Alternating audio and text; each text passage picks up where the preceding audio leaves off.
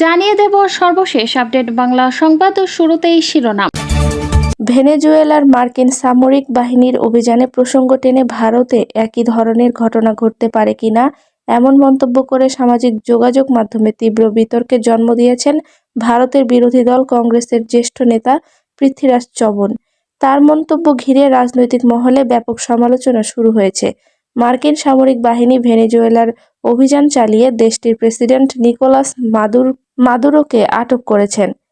এমন দাবির প্রেক্ষাপটে সামাজিক যোগাযোগ মাধ্যমে দেওয়া এক পোস্টে পৃথ্বীরাজ চৌহান লেখেন, ভেনেজুয়েলায় যা ঘটেছে তেমন কিছু কি ভারতে ঘটবে? ট্রাম্প কি আমাদের প্রধানমন্ত্রীকে অপহরণ করবেন?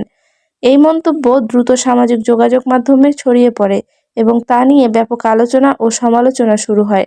চৌহানের মন্তব্যের কড়া সমালোচনা করেছেন জম্মু কাশ্মীর পুলিশের সাবেক শীর্ষ কর্মকর্তা এসপি বৈদ। তিনি বলেন, একটি সমগ্র দেশের জন্যই অপমানজনক মন্তব্য। ভারতের মতো একটি পারমাণবিক শক্তিধর দেশের ক্ষেত্রে এমন কথা হাস্যকর।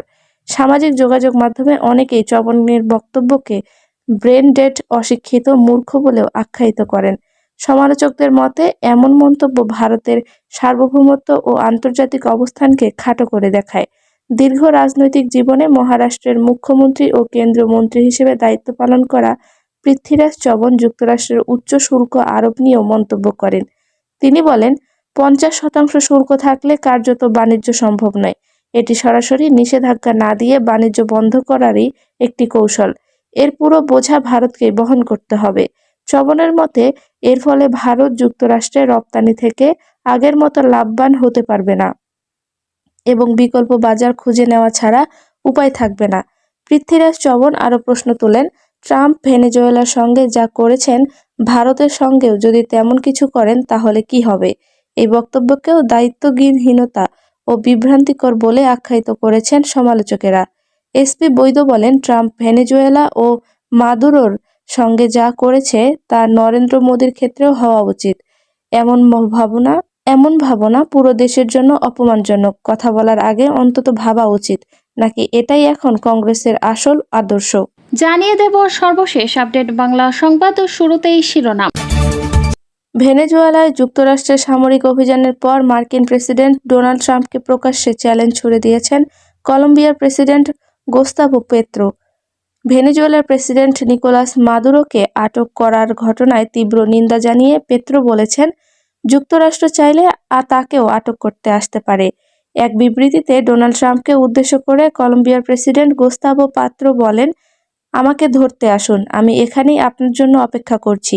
ভেনেজুয়েলার মার্কিন বাহিনীর অভিযানকে সার্বভৌমত্ব লঙ্ঘনের শামিল উল্লেখ করে তিনি এই মন্তব্য করেন।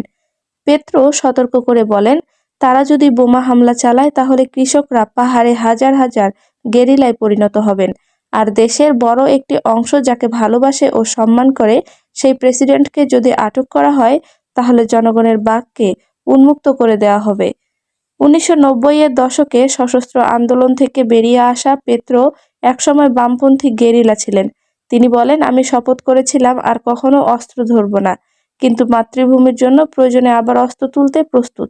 ভেনেজুয়েলায় হামলার পর গত রোববার সাংবাদিকদের সঙ্গে আলাপকালে ট্রাম্প বলেন, কলম্বিয়া এমন একজন মানুষের দ্বারা পরিচালিত হচ্ছে যিনি যুক্তরাষ্ট্রে মাদক সরবরাহ করছেন। এই মন্তব্যের পর দুই দেশের মধ্যে উত্তেজনা আরও বেড়ে যায়। ট্রাম্প বলেন, কলম্বিয়া খুব অসুস্থ, এক অসুস্থ মানুষের হাতে পরিচালিত দেশ, যে কোকেন তৈরি ও যুক্তরাষ্ট্রে বিক্রি করতে পছন্দ করেন। তিনি এটা বেশি দিন করতে পারবেন না। এমনকি কলম্বিয়ার বিরুদ্ধে অভিযান চালানো তার কাছে ভালোই শোনায়, এমন মন্তব্য করেন যুক্তরাষ্ট্রের এই রিপাবলিকান নেতা। ওই দিনই এক বিবৃতিতে কলম্বিয়ার পররাষ্ট্র মন্ত্রণালয় জানায়, দেশটি সংলাপ, সহযোগিতা ও পারস্পরিক সম্মানের ভিত্তিতে আন্তর্জাতিক সম্পর্ক বজায় রাখতে চায়। তবে রাষ্ট্রসমূহের পারস্পরিক সম্পর্কে হুমকি বা বল প্রয়োগকে অগ্রহণযোগ্য বলে উল্লেখ করা হয়। গত অক্টোবর অবৈধ মাদক বাণিজ্যের সঙ্গে সম্পৃক্ততার অভিযোগে গোস্তাভো পেত্রো ও তার পরিবারের সদস্যদের বিরুদ্ধে নিষেধাজ্ঞা আরোপ করেন ডোনাল্ড ট্রাম্প। উল্লেখ্য, কলম্বিয়া বিশ্বের অন্যতম বৃহৎ কোকেন উৎপাদনকারী দেশ। লাতিন আমেরিকার পেরু, বলিভিয়া ও কলম্বিয়ায় মূলত কোকা গাছের চাষ হয়ে থাকে। এর আগে গত আগস্টে ভেনেজুয়েলা প্রেসিডেন্ট নিকোলাস মাদুরো ট্রাম্পকে একই ধরনের চ্যালেঞ্জ জানিয়ে বলেছিলেন, আমাকে ধরতে আসুন, আমি মিরা ফ্লোরেসে অপেক্ষা করব। রোববার সামাজিক যোগাযোগ মাধ্যম এক্সে হোয়াইট হাউস প্রকাশিত ৬১ সেকেন্ডের একটি ভিডিওতে মাদুরো ও তার স্ত্রী সিলিয়া ফ্লোরেসকে আটক করার অভিযানের দৃশ্য দেখানো হয়। ভিডিওতে যুক্তরাষ্ট্রের প্রতিরক্ষা মন্ত্রী পিট হেগসেথ বলেন, মাদুরোর একটি সুযোগ ছিল, এখন আর তা নেই। তিনি ঝামেলা বাঁধিয়েছেন, তার ফল পেয়েছেন। ভিডিওটি ইতিমধ্যে সামাজিক যোগাযোগ মাধ্যমে ভাইরাল হয়েছে। ডোনাল্ড ট্রাম্প নিউ ইয়র্কের সাউদার্ন ডিস্ট্রিক্ট আদালতে মাদক পাচার ও মাদক সন্ত্রাসীদের সঙ্গে ষড়যন্ত্রের অভিযোগে নিকোলাস মাদুরো ও তার স্ত্রীর বিরুদ্ধে মামলা করা হয়েছে। যুক্তরাষ্ট্রের আদালতেই তাদের বিচার হবে বলে জানান তিনি।